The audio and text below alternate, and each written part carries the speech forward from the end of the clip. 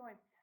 Hi, welcome to another Ukulele Superheroes interview. This is another international interview for me. I have over in the UK Peter Moss, who was really responsible for helping launch my YouTube site because he put it out on the For the Love of Uke site. And I'm also going to put an interview down there because I just did Hayden Zumwalt. He's one of the founders of the For the Love of Uke, and he had a lot of great things to say. So I'll have that link down below. Don't forget to hit that like button, subscribe to my channel, help spread the ukulele love, which is part of what all these interviews are about. So I am just so privileged to have Peter Moss here with me, braving the time difference and everything to be able to do this interview. And I'm just so thrilled. So Peter, what do you think your superpower is? Superpower. Well, I would put it down to 3 P's, and I say this to everybody. The 3 P's are practice, practice, and practice, without a doubt. Going back to the age of 8, when I first picked up one of these, my late father got me a ukulele, and I literally did that, hours and hours and hours of practice. If I couldn't do something, I would go back to it the following day and have another go and have another go. And the thing is never to get defeated. That's the thing. Very good. Well, I just have a little bit of a question to you too. How much actual technique and things did you get from your father in terms of building your skills? Sure. Well, he did some real good foundation work in that he showed me things in the key of C, which most people will see would be their first key or first chord even maybe. And he'd show me a sequence very similar to this, sort of a C, C7, F, G7, then back to C. Now you could play that several ways, like or you can play it as a 3/4. Later, when I learned finger picking, I could go. Yeah, so that was basically 4 chords, and then once I learnt those 4 chords, it was then what could we do to augment that sort of sequence, so we could go from the C to the E7 to the F to the A7 to the D7 to G7 and back to the C. So if I played that as a sequence, we have repeat and then the other one.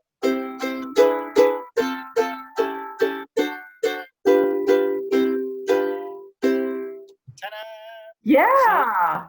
So basically, in those, I think it was about 12 chords there, I could play so many hundreds of tunes. I mean, the ones that come to mind straight away are things like Ain't She Sweet. I know it's an old song, but that was sort of my dad's sort of era. So he was showing me sort of, I'll ask you very confidentially, ain't she sweet yet? 4, 5, 2, eyes are blue, up, up, up, up. It's the same chords. So basically, learning those chords would allow me to, one, be able to change in time, try different rhythms and things, but basically just use the ear. So if somebody else was playing along with me, I could either listen or watch what they were doing, and I could literally just join in. Now, here's the tricky bit. What if the other person liked to play in the key of F, and you've just done all this work in the key of C? Well, you find that a lot of the chords will repeat themselves, the patterns, but they're in obviously a different order because we're in a different key. So if I did that in a simple form in the key of F, I would have, instead of in C, in F I have, so F, F7 is B flat, C7, F. If it's in G, it would be G, G7, C, D7, G. So I basically learned that same pattern in so many keys, and it was probably one of the best things that anybody could have ever shown me.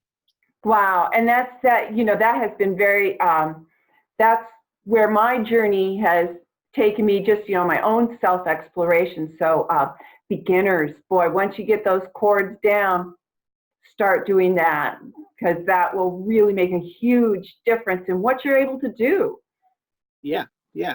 I mean, I did 2 on each there just for speed. But if I was to do it slowly like I did originally, I would be going 1, 2, 3, 1, 2, 3, 1, 2, 3. And then as confidence built up, I change it to 1, 2, 1, 2, 1, 2. Or you get really cocky, you go.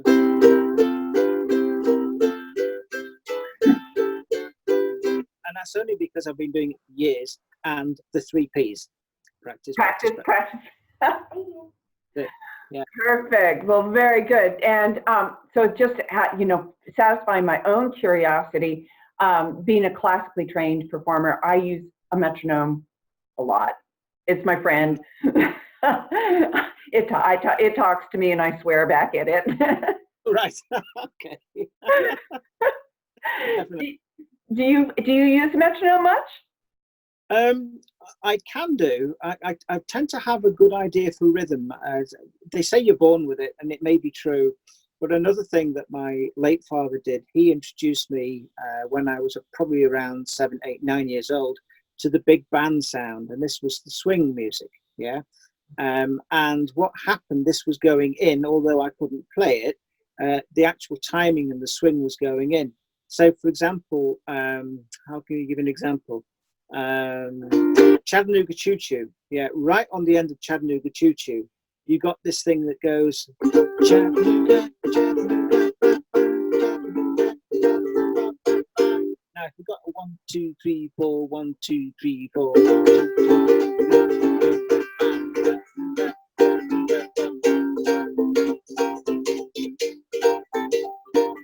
So all those swing things were I could hear them, and as soon as I could actually play a few chords, I'd start doing them with my right hand. So a mixture of being sort of competent in chords and also having the rhythm as well. For me, there was only one thing that was missing, and that was to play the melody as well. So you've got chords, you've got rhythm. Now you need to stick the tune in. So how do you do that? Well, in every single chord, there is going to be a melody note within it, sort of thing. So I could sing along to all of me. Why not take all of me?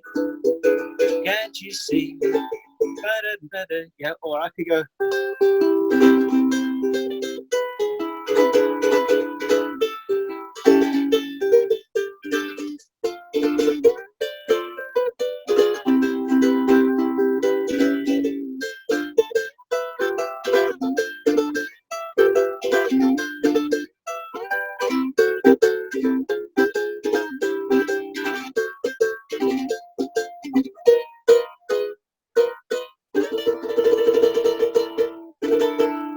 C13.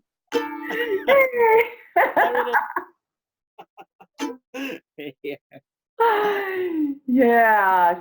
See, on my journeys, and one of them was Ukulele Ruff from Alaska, and we just had a ball when we met, and I showed him all these jazz chords. I mean, he knew them anyway, but he preferred not to play them. But by the end of 3 days, he was playing them, and his classic line at the end was, "You're a great guy, but you poisoned me."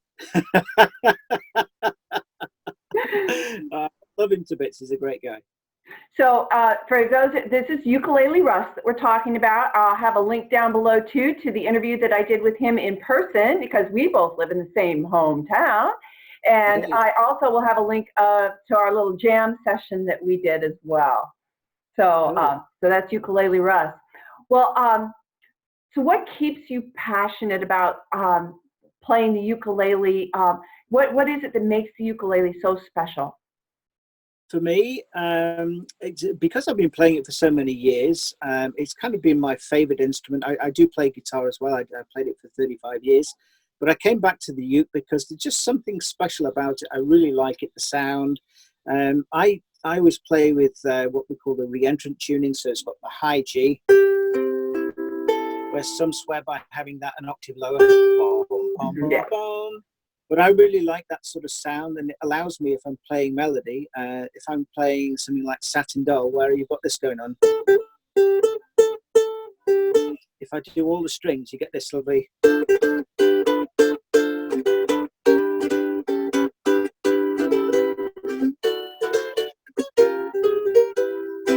That just doesn't work yeah. And also, if it had the low G, that wouldn't work either. You know, so it's just what I'm used to, what I really enjoy playing. But it's not all about playing as many notes a second as you can. I mean, the slow stuff I enjoy as well. Things like this sort of thing.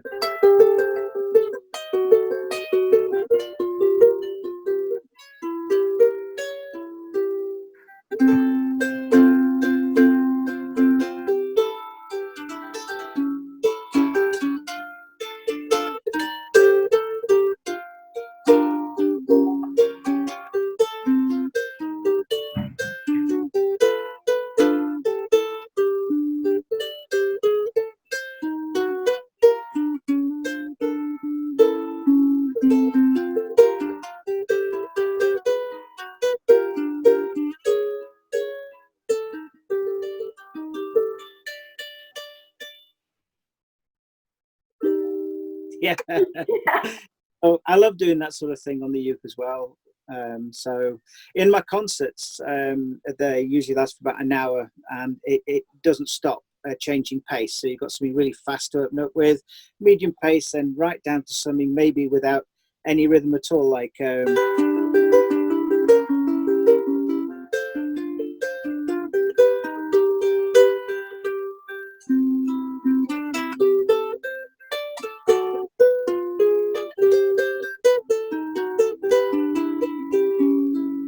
sort of thing. Yeah, yeah. Or the Yeah. next be doing something voice smack sort of.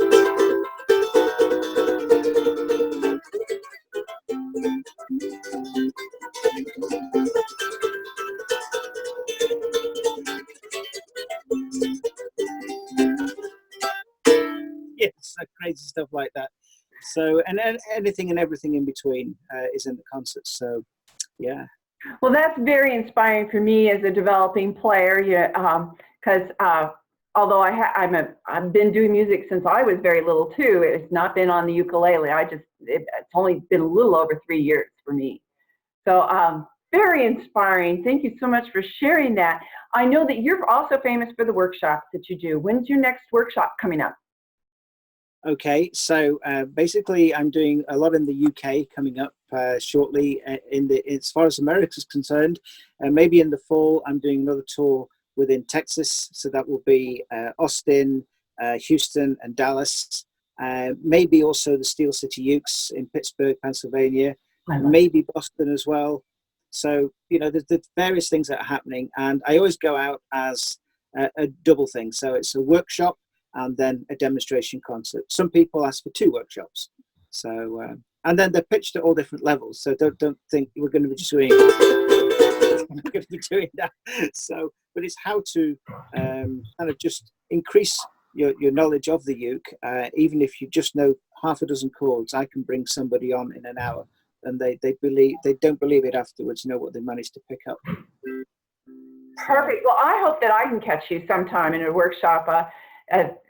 You know, when I'm stateside down in the wintertime. And so yeah, that would be really exciting because I'm always looking to build those. My favorite chords right now are diminished chords. So. Oh, yeah. Great sound. Yeah, Snidely Whiplash, right? Yeah. You could do a good train.